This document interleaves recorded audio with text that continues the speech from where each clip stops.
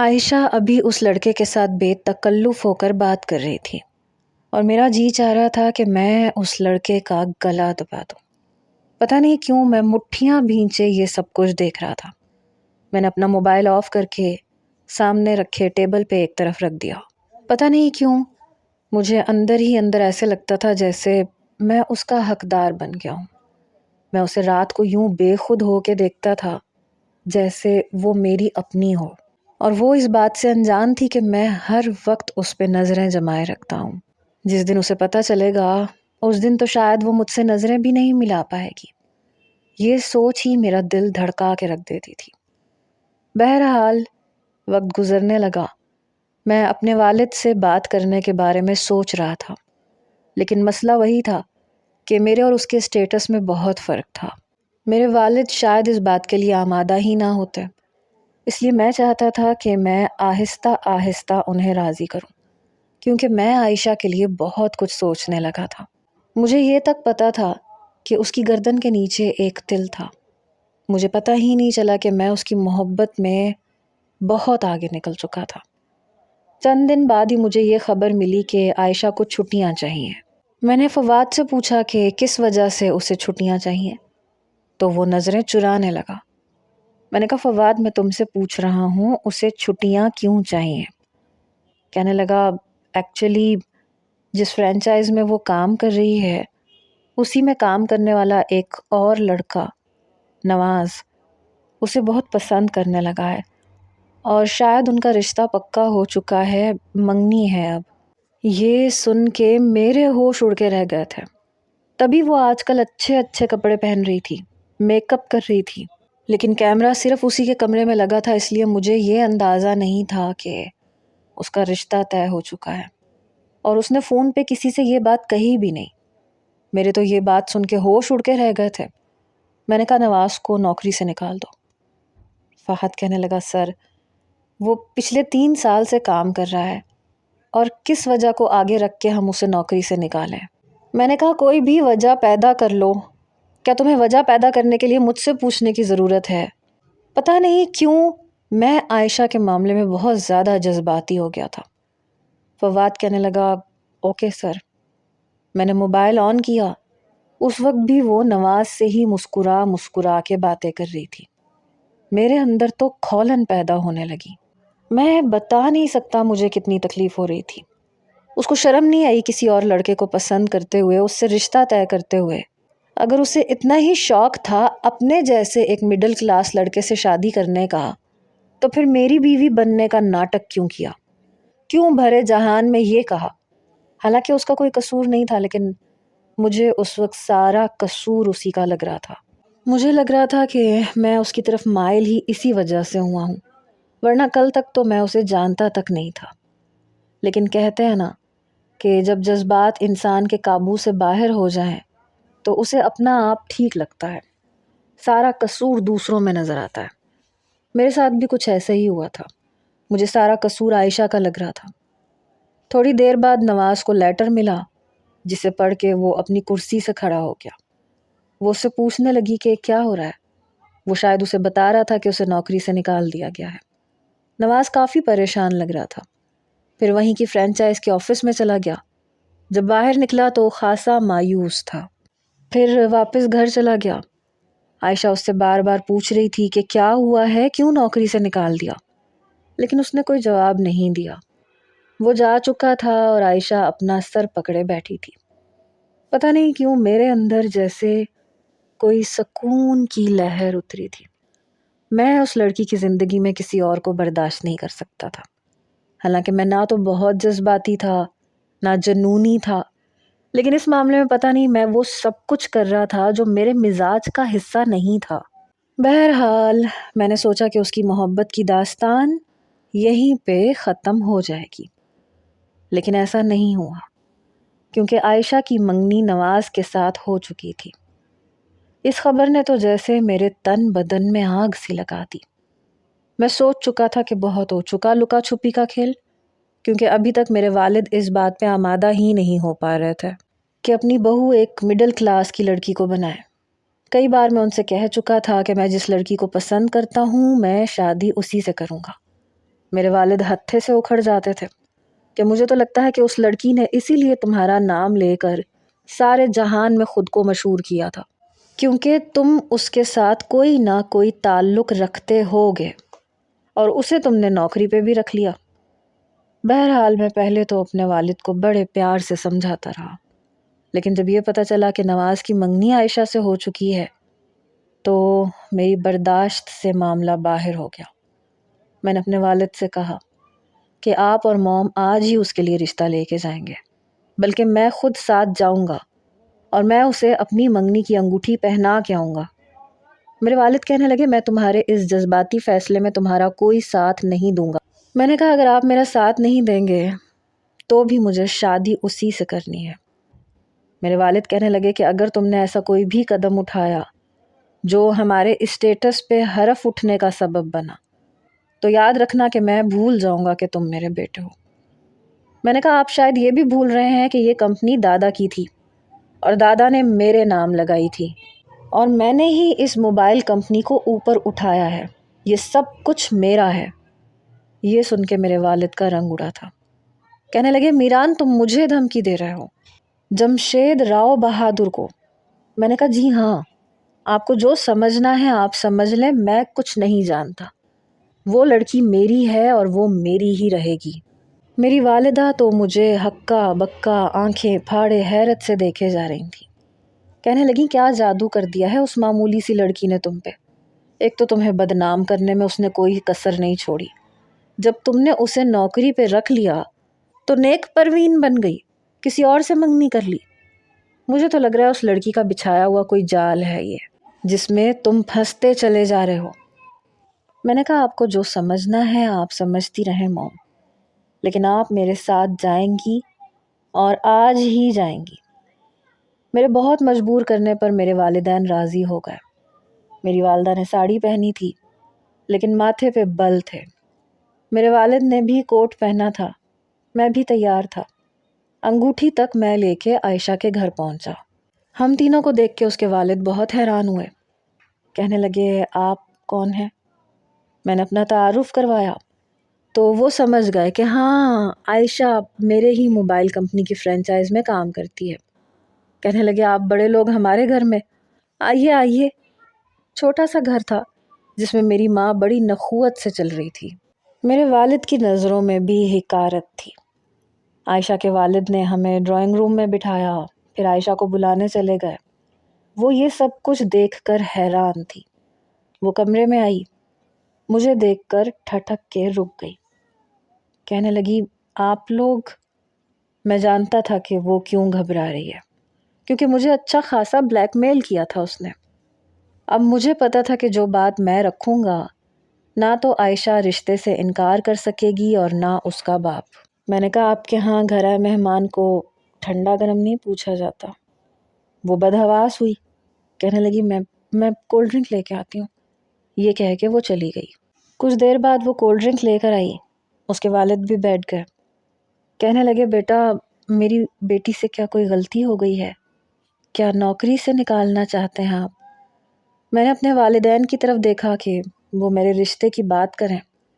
میری ماں ٹانگ پہ ٹانگ رکھ کے بیٹھی تھی۔ میرے والد نے گلا صاف کر کے بات شروع کی کہ میرے بیٹے کو آپ کی بیٹی پسند ہے، اس لیے ہم اس کا رشتہ لینے آئے ہیں۔ عائشہ کولڈ ڈرنک ڈال کے ہمارے سامنے رکھ چکی تھی۔ اس کے والد کے ماتھے پہ بل پڑے، کہنے لگے لیکن میری بیٹی کی تو منگنی ہو چکی ہے۔ میں نے کہا جیسے ہوئی ہے ویسے ٹوٹ بھی جائے گی۔ میں نے جیب میں سے انگوٹھی نکالی۔ عائشہ کہنے لگی میری منگنی کیوں ٹوٹنے لگی؟ میری منگنی میری مرضی سے ہوئی ہے۔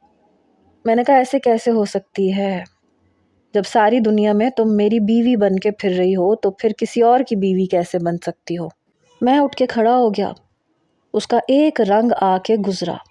اس کے والد کہنے لگے بیٹا میں سمجھا نہیں۔ میں نے کہا آپ کی بیٹی اچھے طریقے سے جانتی ہے۔ میں ایک ایک قدم عائشہ کی جانب بڑھا رہا تھا۔ وہ اپنے والد کے پاس جا کے کھڑی ہو گئی، اپنے والد کا ہاتھ پکڑ لیا۔ میں نے کہا تم نے اپنے والد کو نہیں بتایا؟ کم آن عائشہ، اپنے والد کو تو بتانا چاہیے تھا۔ اس کے والد عائشہ کی طرف دیکھنے لگے، کہنے لگے بیٹا یہ کیا کہہ رہا ہے؟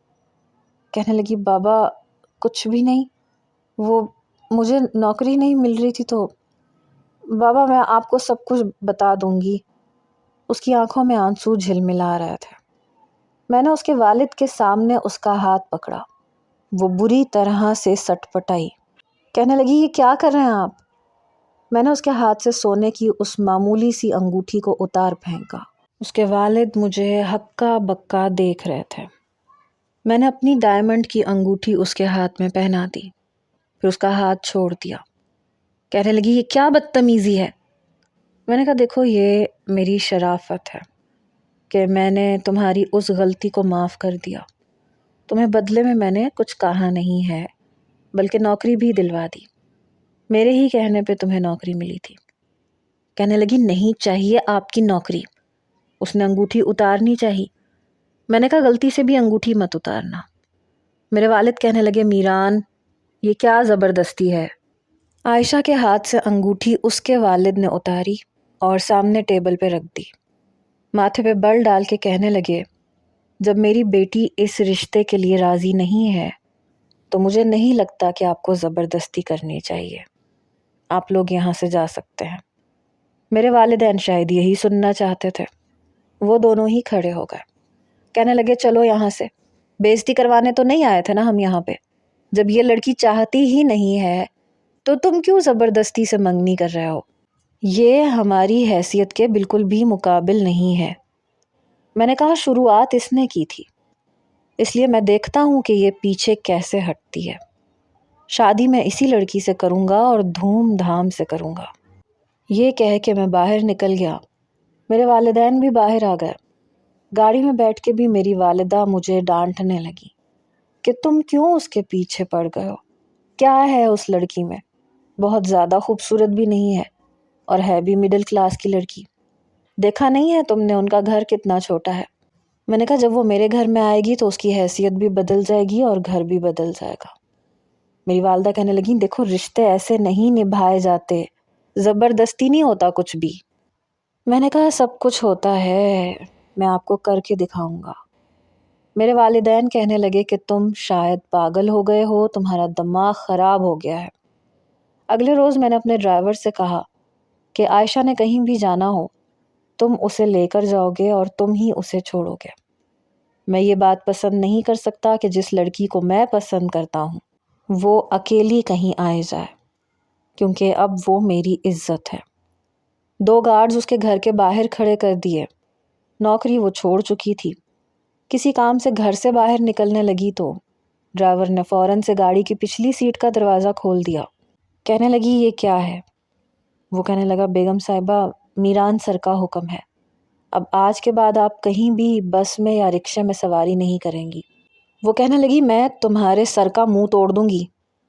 ڈرائیور نے مجھے کال کی، کہنے لگا صاحب جی وہ بی بی صاحبہ بدتمیزی سے بات کر رہی ہیں، گاڑی میں بیٹھنے سے انکار کر رہی ہیں۔ میں نے کہا اسے فون دو۔ اس نے عائشہ کو فون دیا۔ کہنے لگی تم کیا چاہتے ہو؟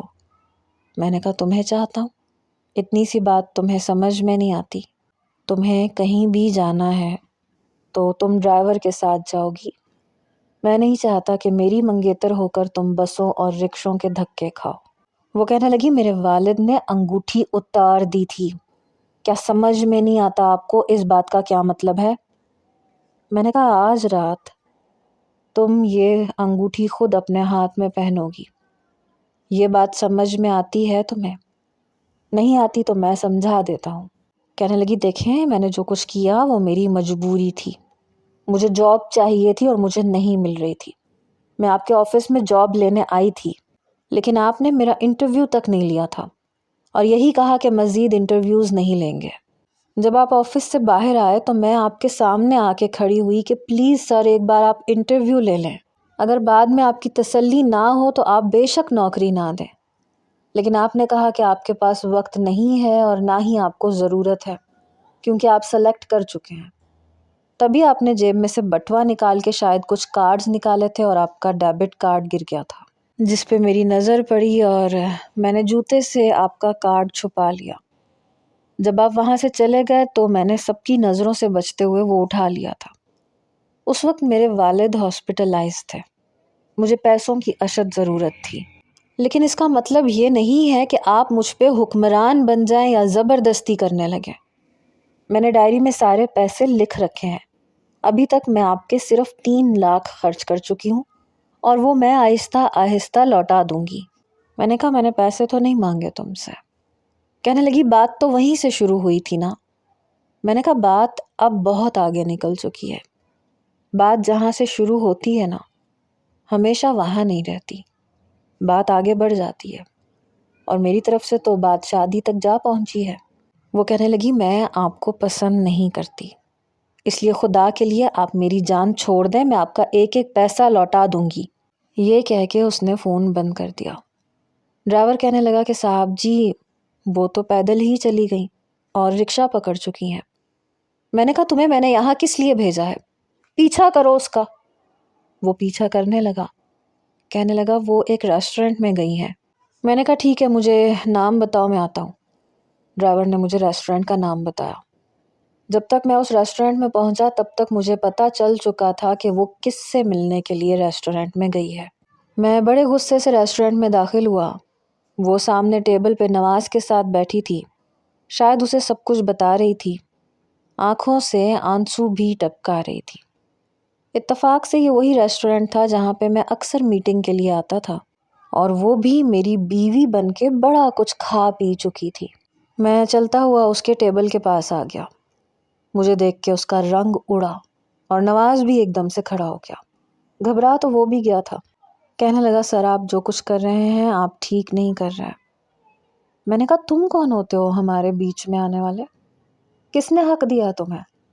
چلو نکلو یہاں سے باہر، اور آج کے بعد اگر تم میری ہونے والی بیوی کے آس پاس بھی نظر آئے نا تو تمہاری جان لے لوں گا میں۔ وہ کہنے لگا سر پلیز، میں آپ کو بہت تمیز سے سمجھا رہا ہوں۔ میں نے اس کا گریبان پکڑ لیا۔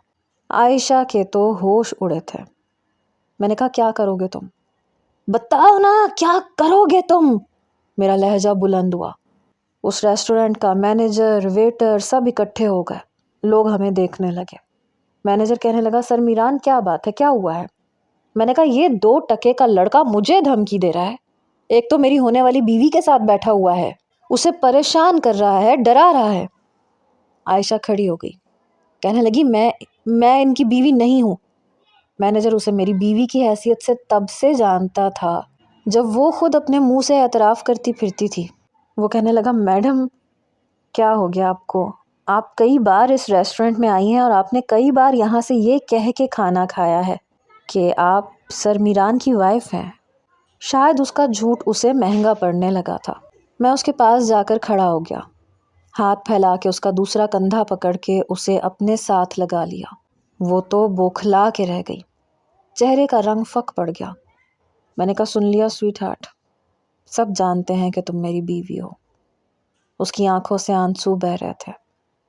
میں نے کہا دیکھو آج کے بعد میری ہونے والی بیوی کے آس پاس نظر مت آنا۔ نواز اسے غصے سے دیکھتا ہوا وہاں سے چلا گیا۔ وہ اپنا آپ مجھ سے چھڑوا رہی تھی، لیکن میں اسے اپنے ساتھ لگائے ہی باہر لایا، اسے اپنی گاڑی تک لایا، فرنٹ ڈور کھولا۔ میں نے کہا چپ چاپ بیٹھ جاؤ ورنہ تمہارا تماشا بنا کے رکھ دوں گا۔ وہ شاید گھبرا گئی تھی، چپ چاپ میری گاڑی کی فرنٹ سیٹ پہ بیٹھ گئی۔ میں ڈرائیونگ سیٹ پہ بیٹھ چکا تھا۔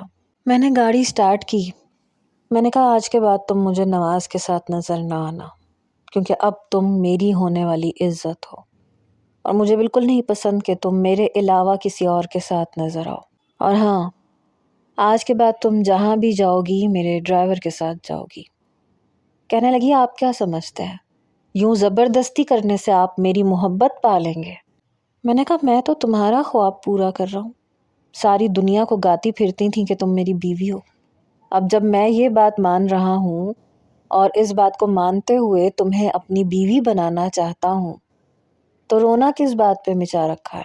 کہنے لگی میری اتنی بڑی غلطی نہیں ہے جتنی بڑی آپ مجھے سزا دے رہے ہیں۔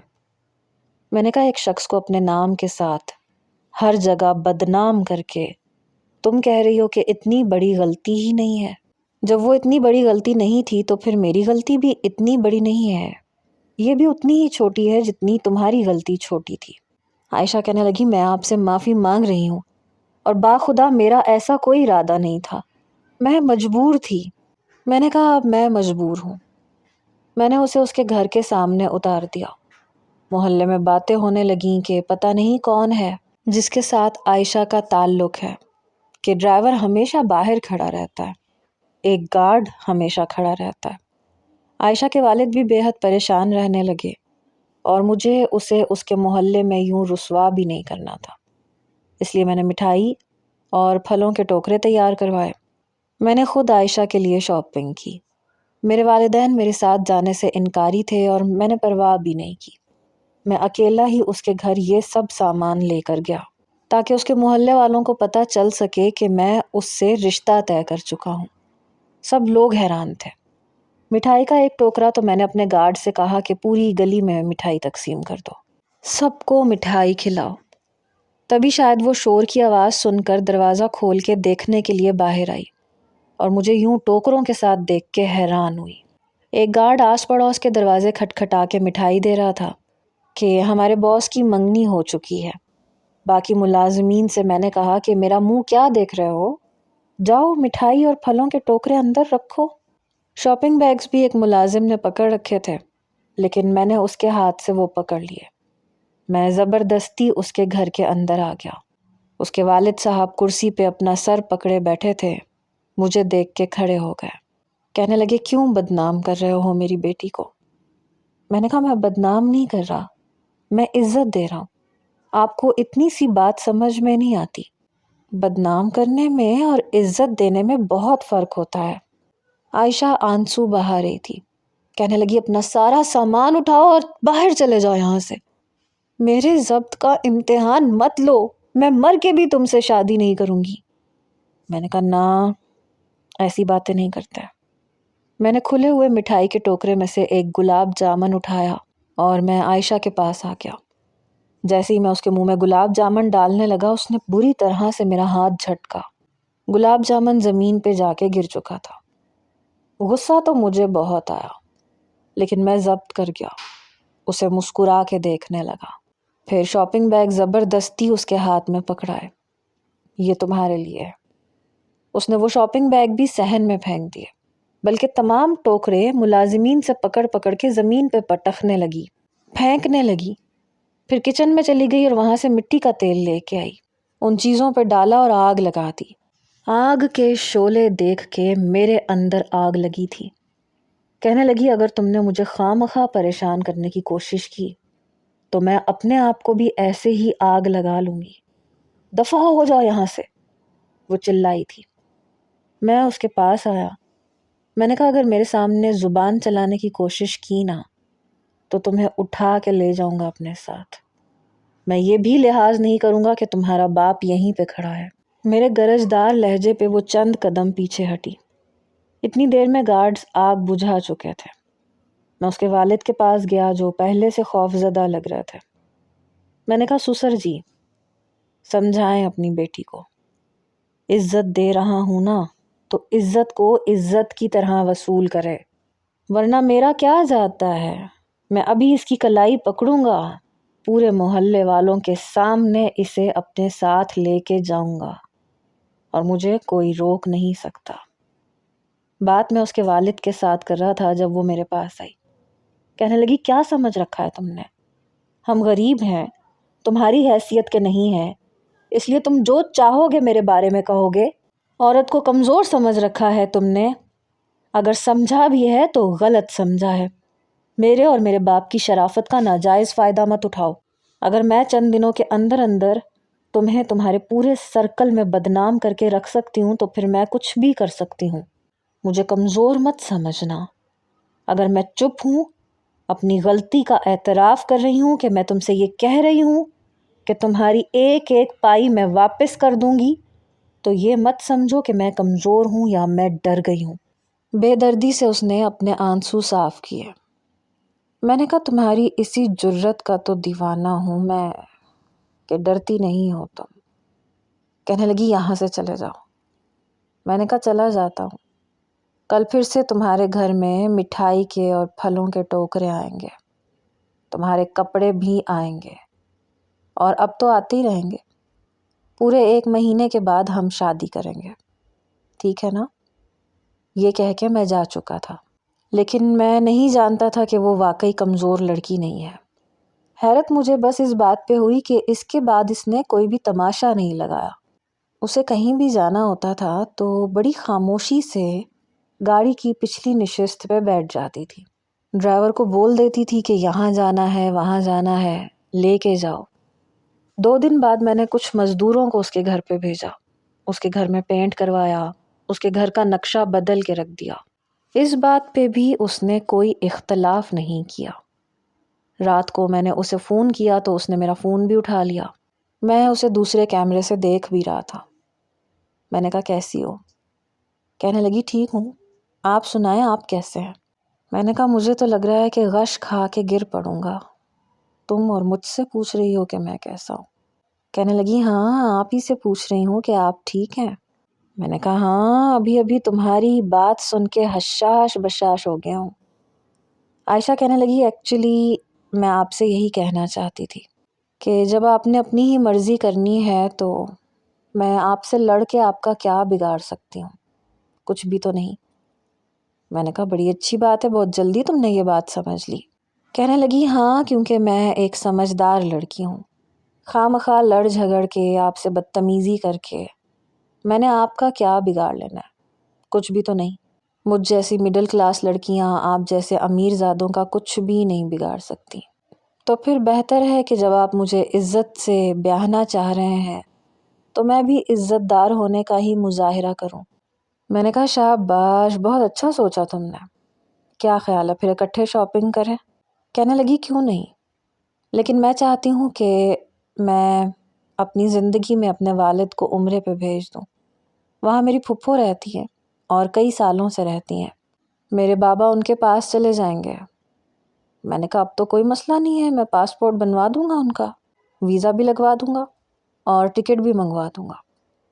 کہنے لگی ٹھیک ہے آپ ان سب چیزوں کا انتظام کر لیں، وہ عمرہ کر کے آئیں گے تو پھر ہم شادی کر لیں گے۔ مجھے تو یقین ہی نہیں آ رہا تھا اپنے کانوں پہ کہ وہ اتنی آسانی سے کیسے مان گئی۔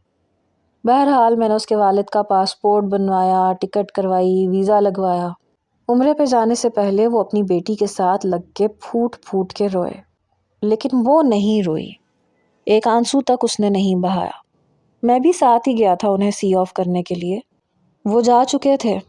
واپسی پہ جب میں نے عائشہ سے کہا کہ کہیں کھانا وانا کھا کے پھر میں تمہیں تمہارے گھر چھوڑ دیتا ہوں، تو کہنے لگی کہ نہیں مجھے بھوک نہیں ہے، آج تک بابا کے بغیر کبھی رہی نہیں ہوں، کبھی ایک دن کے لیے بھی نہیں رہی، اس لیے دل بہت اداس ہو رہا ہے، کھانا میں نہیں کھاؤں گی۔ ہم دونوں نے بس ایک ایک کپ کافی پی۔ شادی کی شاپنگ بھی وہ کر رہی تھی اور خاصے مہنگے کپڑے خرید رہی تھی۔ میں نے بھی کوئی اعتراض نہیں کیا تھا، میں چاہتا تھا کہ جو اسے پسند ہے وہ اپنے لیے خرید لے، لیکن اس نے میری پسند کو بالکل بھی مد نظر نہیں رکھا۔ کہتی تھی کہ آج تک میں نے اپنی مرضی کے کپڑے پہنے ہیں اور پلیز اس معاملے میں کسی کی نہیں سنتی۔ بہرحال میرے والدین نے بھی اس رشتے کو مجبوراً ہی صحیح لیکن قبول کر لیا تھا۔ 15 دن کے بعد جب میں نے عائشہ سے پوچھا کہ تمہارے والد نے کس تاریخ کو واپس آنا ہے، میں ان کی ٹکٹ کروا دوں، تو کہنے لگی کہ وہ نہیں آنا چاہتے، میری پھپھو نے ان کا ویزا بڑھوا لیا ہے اور وہ وہیں رہیں گے۔ میں نے کہا تو ہماری شادی؟ کہنے لگی بابا کہہ رہے تھے کہ تم شادی کر لو۔ میں نے کہا ایسے کیسے، ان کے بغیر کیوں؟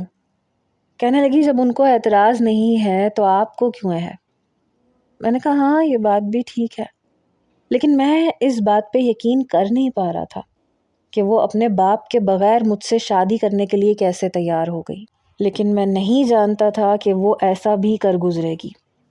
شادی سے 15 دن پہلے اس نے مجھ سے کہا کہ اب ہم نہیں ملیں گے، جتنی شاپنگ میں نے کرنی تھی میں نے کر لی ہے، اب بس ہم شادی پہ ہی ملیں گے۔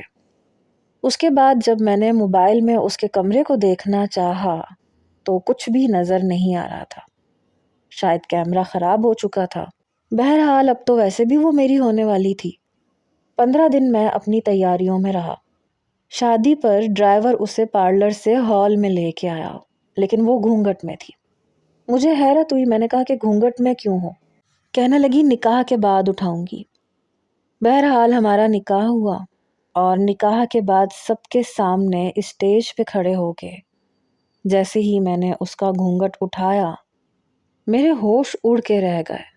میں چلا کے پیچھے ہٹا تھا کیونکہ اس کا چہرہ جھلسا ہوا تھا، اتنا بدنما، اتنا خوفناک کہ میں دیکھ نہیں پایا۔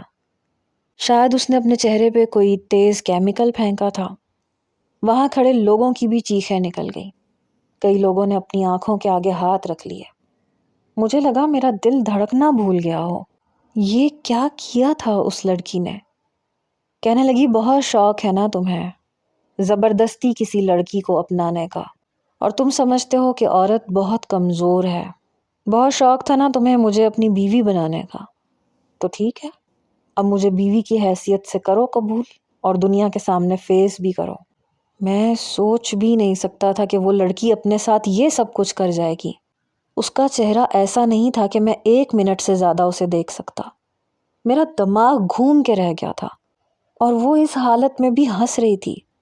شاید یہ کام وہ 15 دن پہلے کر چکی تھی، لیکن باہر کھڑے ڈرائیور اور گارڈز تک کو خبر نہیں ہوئی تھی کہ اس نے یہ سب کچھ کیا ہے۔